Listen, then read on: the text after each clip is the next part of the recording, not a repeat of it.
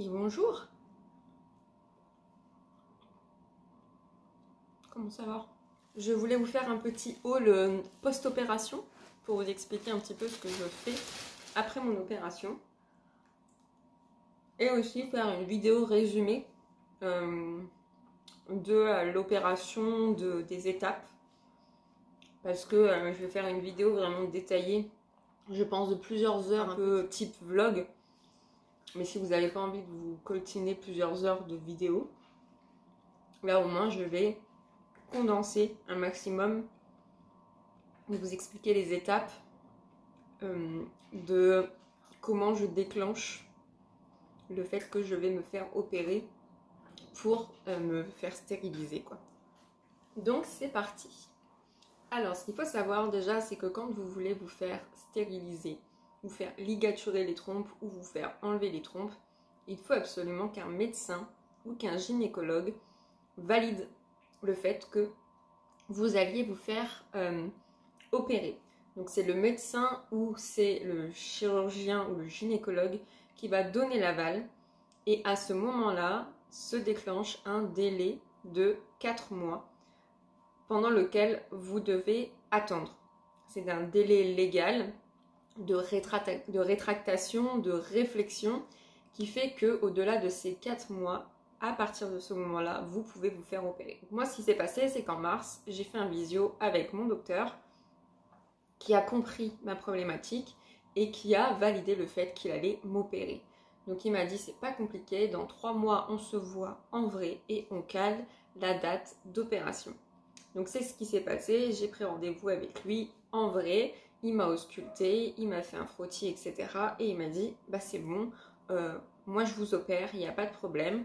Bien sûr c'était l'été, il partait en vacances, donc il ne pouvait pas m'opérer avant le 5 septembre.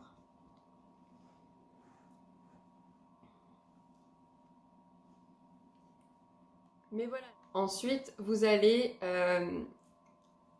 bloquer une date d'opération et environ une semaine avant cette date d'opération, vous allez voir l'anesthésiste. Ce qu'il faut savoir, c'est que quand vous allez vous faire opérer, vous allez être endormi sous anesthésie générale. Il va falloir enlever votre tonus musculaire pour qu'il puisse ensuite gonfler votre ventre avec un gaz et pouvoir vous opérer. On peut soit poser des clips pour bloquer du coup les trompes. On peut soit vous retirer un petit bout de trompe ou alors on peut faire comme moi, retirer l'intégralité des trompes. Moi c'est ce qui s'est passé. Ça permet comme ça de prévenir de potentiels futurs cancers des trompes, de l'adénomiose, l'endométriose qui peut être accrue si vous gardez l'intégralité de vos trompes. Moi j'ai choisi, c'est ce qui m'a proposé, soit on enlève un petit bout, soit on enlève tout. Moi j'ai dit on enlève tout, comme ça au moins pas de problème potentiel à venir. L'anesthésie générale donc se fait grâce à un anesthésiste que j'ai vu du coup, qui va vous poser des questions sur vos antécédents, sur est-ce que vous avez déjà eu des anesthésies, est-ce qu'il y a déjà eu des accidents d'anesthésie, est-ce que vous avez des allergies potentielles. Il va vraiment faire tout l'historique de votre vie pour savoir si vous êtes à risque ou pas, parce qu'une anesthésie générale, ce n'est pas anodin. Moi, je n'en ai pas subi beaucoup dans ma vie, mais j'en ai subi une où j'étais vraiment malade après, j'étais vraiment pas bien. Donc j'anticipais déjà le fait que j'allais vraiment pas être bien. Au final, ça s'est plutôt bien passé, mais il vaut mieux être honnête et dire tout ce que vous avez vécu. Si vous avez des craintes, si vous avez des questions. Moi, j'avais une question, c'était est-ce que quand je vais me réveiller, j'aurai le tube dans la gorge? Parce que j'ai été intubée. Forcément, quand on vous endort et qu'on vous enlève tout le tonus musculaire, vos muscles du cœur, vos muscles des poumons, le diaphragme ne peut pas travailler. Donc vous êtes sous anesthésie générale, intubé, sous assistance en fait, parce que votre corps est complètement en pause pendant 30-40 minutes, presque jusque 2 heures selon comment ça va se passer l'opération, mais en moyenne c'est dans les 30 minutes. Donc tout ça il faut le savoir, une anesthésie générale n'est pas anodine, ce sont quand même des molécules assez fortes qui vous endorment. Moi je l'ai senti le produit quand il est passé, donc j'avais le cathéter qui avait été posé ici, j'ai senti passer le produit, C'était froid, mais c'était très, très acide, très fort. Vous sentez vraiment le produit passer dans votre corps. On vous demande de respirer dans un masque, de vous concentrer sur votre respiration. On vous injecte l'anesthésie générale et vous partez, vous dormez quoi.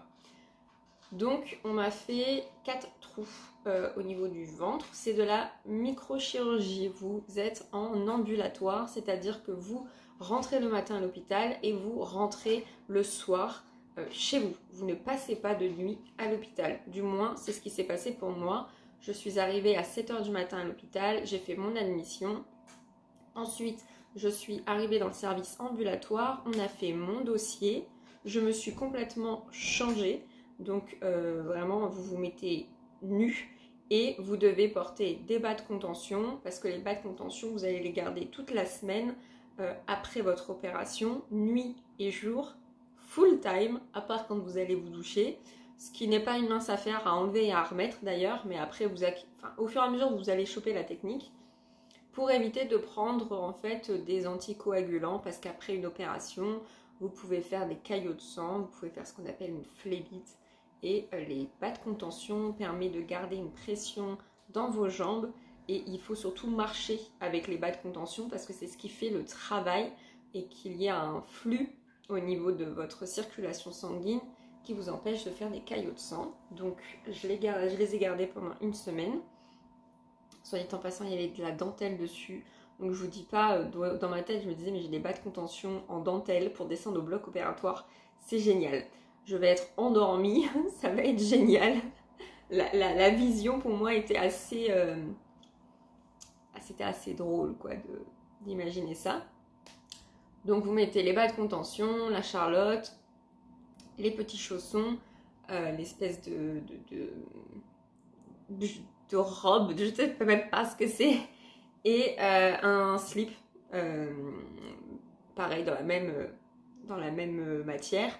Moi, j'avais mes règles, donc on m'a donné une autre sorte de sous-vêtement un peu en mode filet, avec une protection hygiénique.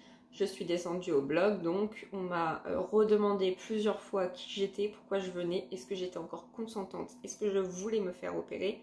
Jusqu'au dernier moment, hein, quand je suis arrivée au bloc, qu'on m'a préparé, qu'on m'a mis la perfusion, qu'on m'a mis le tensiomètre, à chaque étape, on m'a reposé la question, est-ce que vous êtes consentante, est-ce que vous voulez toujours le faire? Et avant qu'on m'endorme, j'ai vu le chirurgien qui m'a dit bonjour, qui revenait de vacances, qui était tout joyeux. Donc déjà aussi, ça fait du bien. Et il m'a dit alors c'est ok, on y va, on enlève les trompes, oui, on enlève le stérilet, oui, c'est tout bon, à tout à l'heure. On m'a opéré du coup, on m'a endormi, on m'a opéré, je pense qu'on m'a endormi, il était 9 h 15 environ. Quand je me suis réveillée en salle de réanimation, je n'avais plus le tube.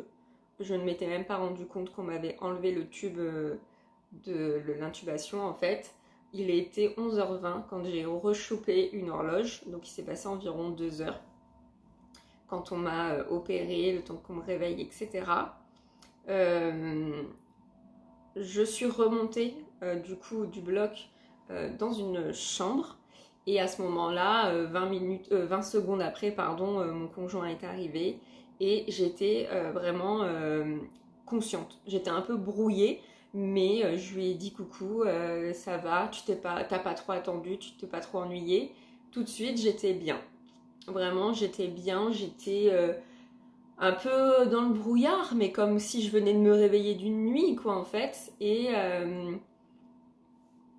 voilà, quoi. Pas forcément de douleur, le ventre assez gonflé, je me sentais quand même assez tendue, mais ça allait, franchement, ça allait, quoi. Franchement, en un quart d'heure, 20 minutes, il y a une infirmière qui est venue me voir, qui m'a dit du coup, vous voulez la collation, c'est un café au lait, ça vous va, vous voulez du pain, vous voulez de la confiture, et du coup, ils m'ont ramené la collation directement. Mon conjoint, ils lui ont demandé s'il voulait quelque chose, donc il a pris un café. Et une autre infirmière est arrivée après, elle m'a dit allez, on se met debout, il faut qu'on voit si tout va bien, asseyez-vous, prenez votre temps, mettez-vous debout, est-ce que ça tourne, est-ce que ça va? Faites quelques pas, non, bah ça va, tapez un peu des pieds au niveau du sol, j'ai tapé des pieds, tout va bien, vous n'avez pas envie de vous évanouir, vous n'êtes pas malade, je dis non, ça va. Et voilà quoi, donc ils m'ont dit, bah prenez le temps, prenez votre collation et tout. Donc j'ai pris ma collation, j'ai surtout bu le café au lait direct. Moi je suis très café et là j'avais pas forcément envie de manger, il y avait du pain, etc. Il y avait de la compote, il y avait je sais plus quoi d'autre, du beurre aussi. Et d'un seul coup, moi, envie de pisser, quoi, forcément. Même si j'avais uriné et tout, moi, je suis une vraie pisseuse. Je suis partie faire pipi. Ma protection hygiénique ne tenait pas, ça collait pas. Elle s'est cassée la gueule dans les toilettes. Et là, j'étais là en mode merde. Mais j'avais pensé, hein, j'avais pris des serviettes et tout. Je dis à mon chéri, est-ce que tu peux me donner une serviette? Et là, j'entends une infirmière qui dit, bah, elle a disparu, votre femme. Parce que le chirurgien veut la voir, le docteur veut la voir. Et là, mon chéri, il était en mode, oui, bah, aller aux toilettes. Et en fait, il m'a filé la serviette, j'ai remis une serviette, je suis ressortie. Et le chirurgien était là, il m'a demandé si ça allait, etc. Je lui ai dit que ça allait. Je lui ai demandé comment ça s'était passé. Il m'a dit ça s'est bien passé, il n'y a pas eu de problème. On a enlevé le stérilet. J'ai trouvé de l'endomètre sur votre péritoine. Donc le péritoine qui est en fait une membrane qui vous permet d'avoir vos organes au niveau de l'abdomen qui soient dans une espèce de poche. Et donc en fait il y avait de l'endomètre sur mon péritoine, donc ce qui me semblait être cohérent vu les douleurs que j'avais, outre le stérilet que je ne supportais plus. Mais voilà, ça m'a entre guillemets rassurée de me dire oui mais en effet il y a des douleurs que j'étais pas folle quoi. Donc il a enlevé l'endomètre, il en a enlevé 2 petites taches, il m'a enlevé le stérilet. Et du coup, il m'a expliqué que on avait j'avais des pansements sur le ventre, que là, une infirmière allait les changer avant que je m'en aille, et en fait que j'allais les garder jusque dimanche. Dimanche, je les enlève, et après, je laisse faire ma vie. Si tout va bien, bah c'est tout bon. Si ça va pas, j'appelle ou je reviens, sachant que l'hôpital où je me suis fait opérer est à 1 minute de chez moi. Donc voilà, il m'a dit bah, si tout va bien, si vous vous sentez bien, vous mangez parce qu'on ne veut pas que vous repartiez et que vous vous évanouissiez chez vous ou en descendant. Mangez et tout. Et quand vous aurez mangé un peu, il regarde mon chéri en mode vous la guettez, hein, et ben vous avez le droit de partir. Ok, donc là j'étais en mode bah tu sais quoi, raboule la compote, je vais te descendre la compote, là je mange et on se casse quoi. Parce que je me sentais bien. Mais un lit d'hôpital, c'est pas du tout confortable. Et puis en fait, je me disais, bah là, t'es sous anesthésie générale, encore ça va. Et il vaudrait mieux que tu rentres assez tôt s'il te l'autorise pour que tu puisses rentrer à la maison, être bien allongé et être bien confortable chez toi quand ça va se réveiller, quoi. Donc du coup, tranquillement, hein, mon chéri, il m'a aidé à me rhabiller, même si j'ai pu me rhabiller quand même assez facilement. J'ai pu mettre mes chaussures, mais c'est lui qui m'a fait les lacets. Et en fait, bah, du coup, je suis rentrée, il était 15h, quoi. J'étais bien, je pouvais marcher. Bon, après, on vous a gonflé le ventre avec le gaz. Et c'est ce que je vais vous expliquer. Après, ça a été pour moi le truc le plus chiant, ça et les bas de contention. Donc forcément, vous êtes un peu ballonné et quand vous vous asseyez, ça comprime votre bidou, quoi. Dès qu'il y a un dos d'âne, un trou ou quelque chose dans la route, forcément ça bleu. Mais ça va, j'avais 20 minutes. J'avais 20 minutes de route. Et si j'avais eu plus, franchement, je pense que ça aurait été un peu plus contraignant. Mais ça allait. Petit aparté, je me rends compte qu'en fait, je ne vous ai même pas expliqué pourquoi je me suis fait stériliser. C'est parce qu'en fait, je galérais avec ma contraception. Je ne peux plus prendre d'hormones, donc ni de pilules, ni de patch, d'implants, etc. Le stérilet en cuivre, je ne le supportais plus, mon corps ne le supportait plus. On allait arriver à sa date de péremption en janvier.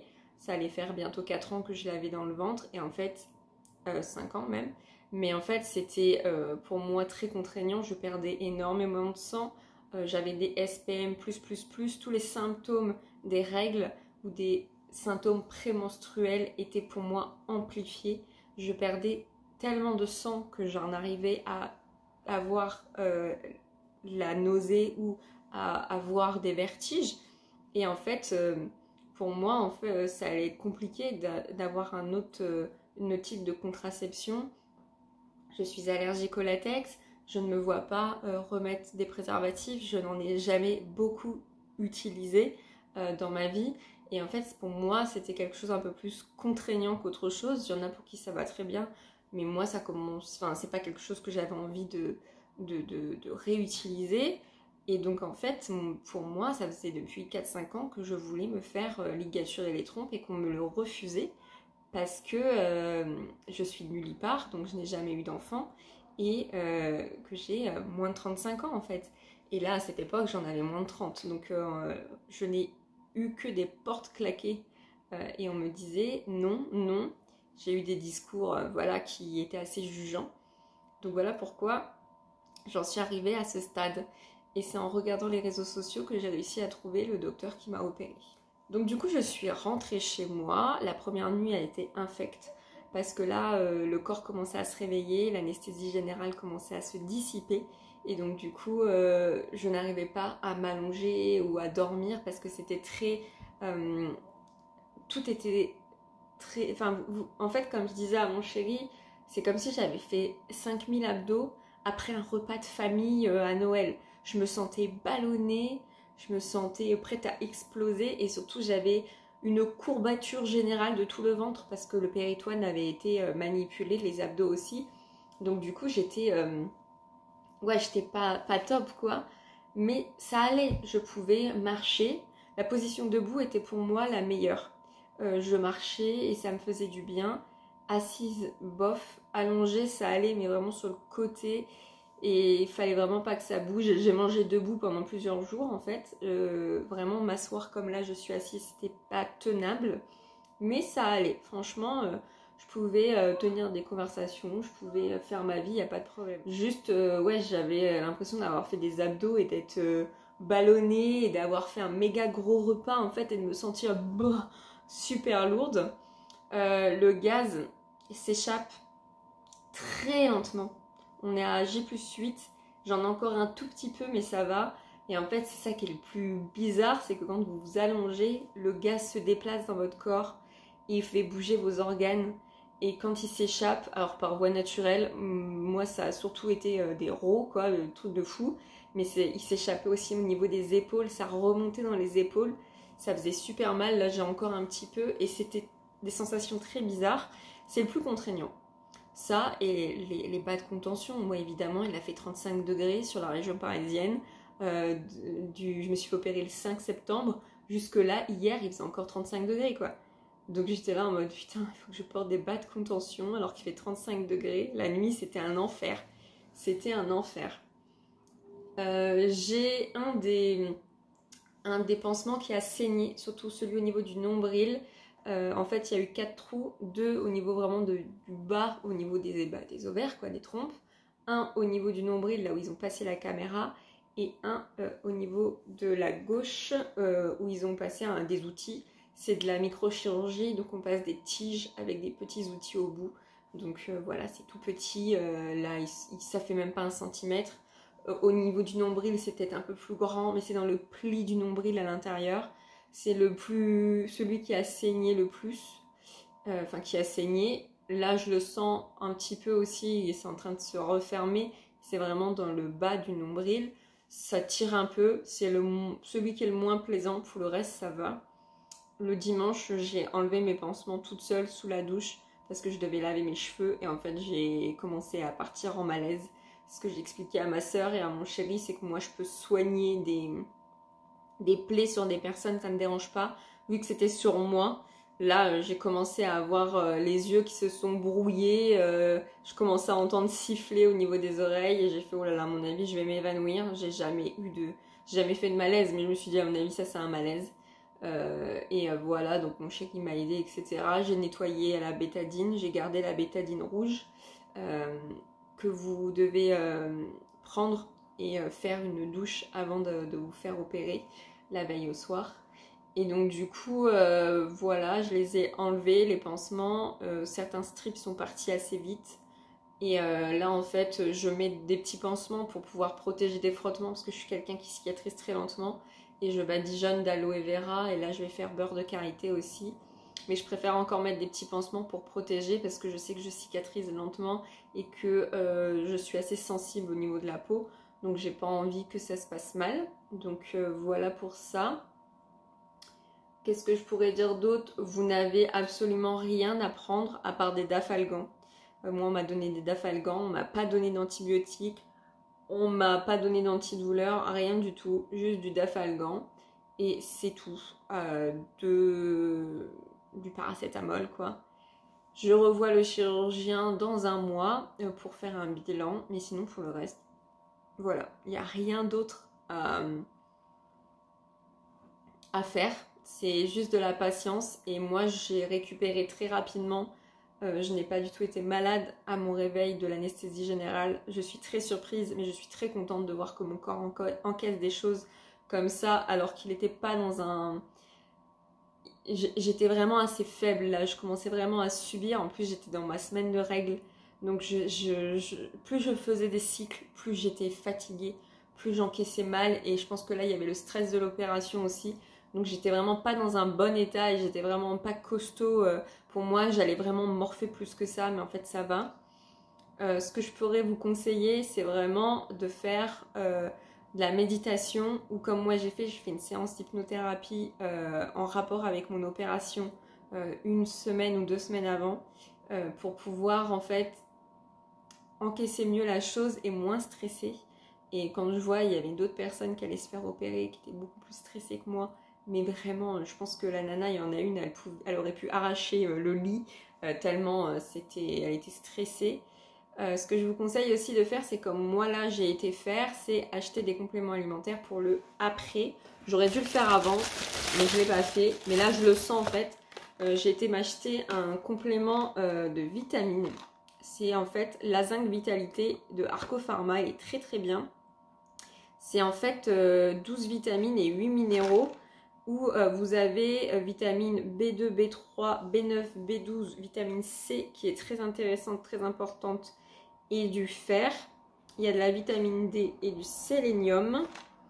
Il y a du manganèse, il y a du chrome, il y a du calcium. Celui-là est très très bien. Je voulais aussi prendre du magnésium, mais je me suis dit bon, on va pas non plus te surcharger, on verra plus tard. Déjà ça, je sais que ça va me faire du bien, donc je vais en prendre tout à l'heure.